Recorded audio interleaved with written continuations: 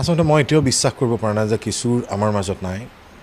তাক মোৰ ভাই, মোৰ এটা পৰিয়াল যথেষ্ট, সি মোৰ লগত এটা ঘৰুৱা সম্পৰ্ক বা আমাৰ পৰিয়ালৰ লগত তাৰ পৰিয়াল এটা সম্পৰ্ক সাংঘাতিক ধৰণে আছিল। মই যেতিয়া আজি ৰাতিপুৱা খবৰটো পালোঁ যে যোৱা ৰাতি ৩:18 কিশোৰ ঢুকাইছে, কেঞ্চাৰ ৰোগত আক্ৰান্ত আছিল, চেন্নাইত ঢুকাইছে, ট্ৰিটমেণ্ট কৰি আছিল। কিন্তু ক'ভিড যেতিয়া হ'ল, ক'ভিডতে আমি মৃত্যু হোৱা বুলি ক'ব লাগিব, যিহেতু কেঞ্চাৰটোতো আছেই, লগতে ক'ভিড হৈ ঢুকাল। কিন্তু মই এতিয়াও কওঁ যে সেই কিশোৰ দাস আমাৰ মাজত নাই। যে মই ৰিচেণ্টলি কথাও পাতিছোঁ তাৰ ছবিখন চাই পেলাই, দাদা তুমি দুষ্ট বৰ্মচি ইমান সুন্দৰ কাম কৰিছ, ককাইকে মোক দেখুৱালে ভিডিঅ' কলিঙত মোক দেখিছোঁ। আৰু ইমান লাহে লাহে উঠি অহা এজন অভিনেতাৰ যে ইমান অকালতে নাইকিয়া হৈ যাব, মই এতিয়াও বিশ্বাস কৰিব পৰা নাই।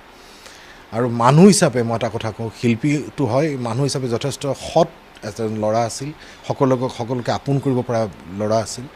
আৰু এইটো ডাঙৰ ক্ষতি বুলি কওঁ, অসমীয়া চলচ্চিত্ৰ উদ্যোগৰ কাৰণে হওক, এইটো ডাঙৰ ক্ষতি।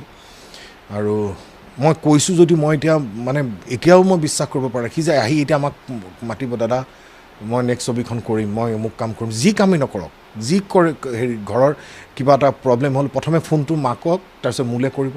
আৰু সেই বস্তুটো মই অনুভৱ কৰিছোঁ যে এতিয়া সি আমাৰ মাজত যে নাই, মই এতিয়াও বিশ্বাস কৰিব পৰা নাই।